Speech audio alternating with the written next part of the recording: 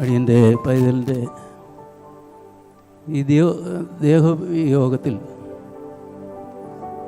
ദുഃഖത്തിലായിരിക്കുന്ന ഞങ്ങളെ ആശ്വസിപ്പിക്കാൻ കടന്നു വന്ന Kerala state church of God ഇന്ത്യയുടെ ദൈവദാസന്മാർ, ദൈവമക്കൾ, പ്രത്യേകിച്ച് Reji pastor, assistant sir Shibu K Mathew pastor, കടന്നു വന്ന എല്ലാ ദൈവവൃത്യന്മാർക്കും യേശുക്രിസ്തുവിൻ്റെ നാമത്തിലുള്ള വന്ദനം ചൊല്ലുന്നു. എൻ്റെ പൈതൽ അവൻ്റെ പഠനം പൂർത്തിയാക്കിയതിന് ശേഷം ഞങ്ങൾ വിചാരിച്ചത് വേറെ ഏതെങ്കിലും പഠിപ്പിച്ച് നല്ലൊരു ജോലി വാങ്ങിക്കൊടുക്കണമെന്നുള്ള ഒരു ഇതിലായിരുന്നു ഞങ്ങൾ. എന്നാൽ +2 കഴിഞ്ഞപ്പോൾ പൈതൽ ഞങ്ങളോട് പറഞ്ഞു,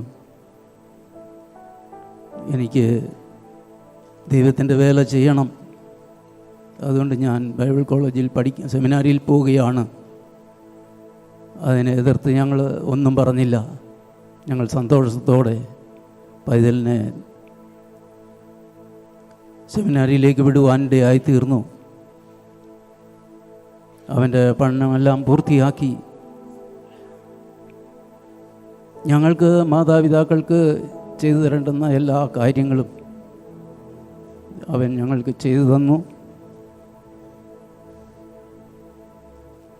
അങ്ങനെ ഇരിക്കെ കഴിഞ്ഞ ചൊവ്വാഴ്ച രാവിലെ പോകുന്ന 8:30 മണിയായ സമയത്താണ് പൈതൽ മുളക്കഴയിലൊരു മീറ്റിംഗ് ഉണ്ട് എന്നും പറഞ്ഞുകൊണ്ട് ഞാൻ താഴെ വസ്തുവിൽ നിൽക്കുകയായിരുന്നു. അവിടെ നിന്നുകൊണ്ട് പപ്പേ എന്ന് എന്നെ വിളിച്ചു. ഞാൻ മുളക്കഴയ്ക്ക് പോവുകയാണ്. ഞാൻ പറഞ്ഞു, പോയിട്ട് വാ. അങ്ങനെ പോയതാണ് എൻ്റെ മകൻ പ്രത്യാശ്. 4 മണിയായ സമയത്താണ് പ്രത്യാശിൻ്റെ പേരിലുള്ള ഒരു ഫോൺ കോൾ എൻ്റെ പേരിൽ വരുന്നത്. നോക്കിയപ്പോൾ എൻ്റെ മകനാണ് വിളിക്കുന്നത്. ഞാൻ വിചാരിച്ച അവൻ വീട്ടിൽ വന്നിട്ടായിരിക്കും എന്നെ വിളിക്കുന്നത്. അന്നേരമാണ് ഹോസ്പിറ്റലിലാണ് വിളിക്കുന്നത്. ഈ ആൾ ആരാണ് എന്ന് എന്നോട് ചോദിച്ചു. ഞാൻ പറഞ്ഞു, എൻ്റെ മകനാ.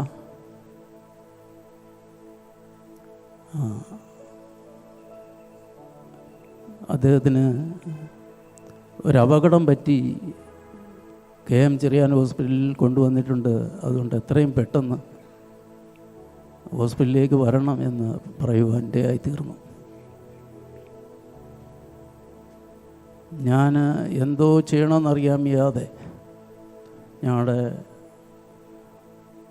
മാറാട് സഭയിലെ ദേവദാസൻ ബേബിസൺ പാസ്റ്ററെ പെട്ടെന്ന് ഫോണിൽ വിളിച്ചു. അദ്ദേഹം കുളിച്ചുകൊണ്ട് നിൽക്കുകയായിരുന്നു.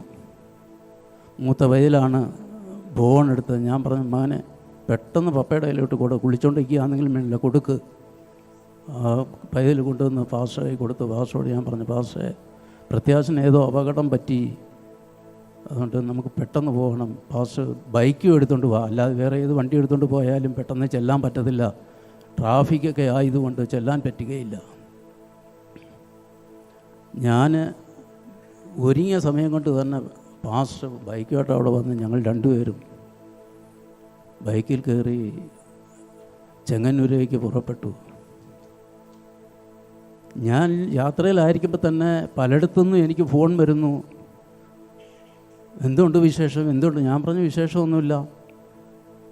അവർ വിവരങ്ങൾ അറിഞ്ഞിട്ടാണ് എന്നെ വിളിക്കുന്നത്, പക്ഷെ ഞാൻ വിവരം അറിയുന്നില്ല. എന്തായാലും പെട്ടെന്ന് തന്നെ പാസ്റ്റർക്ക് വണ്ടി ഓടിക്കാനും വയ്യ, പാസ്റ്റർ കൈയിരുന്ന് വിറയ്ക്കുകയാണ്. എന്നാലും കർത്താവിൻ്റെ ദാസൻ എത്രയും പെട്ടെന്ന് അവിടെ ചെന്നപ്പോൾ ഞങ്ങളെ കാത്ത് ദേവദാസന്മാർ ഇങ്ങനെ റോഡിൽ ഹോസ്പിറ്റലുമായിട്ട് നിൽക്കുകയാണ്.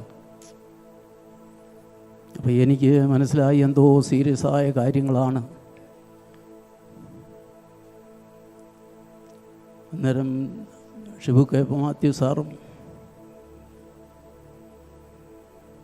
ബാക്കിയുള്ള ഒരുപാട് ദൈവദാസന്മാർ ആ ഹോസ്പിറ്റലിനകത്തുണ്ട്. പാസ്റ്റർ എന്നെ പിടിച്ചിട്ട് പറഞ്ഞു, വിഷമിക്കരുത്, ധൈര്യമായിരിക്കുക എന്ന് പറയുമ്പോൾ ഞാൻ അന്നേരം ചിന്തിച്ചത് എൻ്റെ കുഞ്ഞ് പോയി എന്നാണ് ഞാൻ പോയി എന്ന് വിചാരിച്ചു. ഉടനെ മോർച്ചറിക്കകത്തേക്ക് എന്നെ കയറ്റി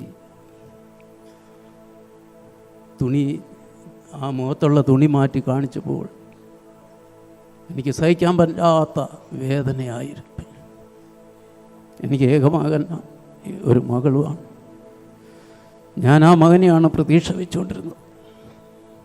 ആ മകന് എന്നിൽ നിന്ന് പോയെങ്കിലും എനിക്ക് പ്രയാസം ഇല്ല. ഞാൻ അതിധൈര്യമായിട്ടിരുന്നു. അവൻ പോയത് എവിടേക്കാണെന്ന് എനിക്കറിയാം. ആ ഒരു പ്രത്യാശയോടെ ഞങ്ങളായിരിക്കുന്നു. കർത്താവിൻ്റെ ദൈവദാസന്മാരുടെ ദൈവങ്ങളുടെ പ്രാർത്ഥന ഞങ്ങൾക്ക് വളരെ അനുഗ്രഹമായിരുന്നു. ഞങ്ങളെ ബലപ്പെടുത്തേണ്ടതിന് എല്ലാവരുടെയും പ്രാർത്ഥന ചോദിച്ചുകൊണ്ട് ദൈവസന്നിധിയിൽ ഇരുന്നോളും.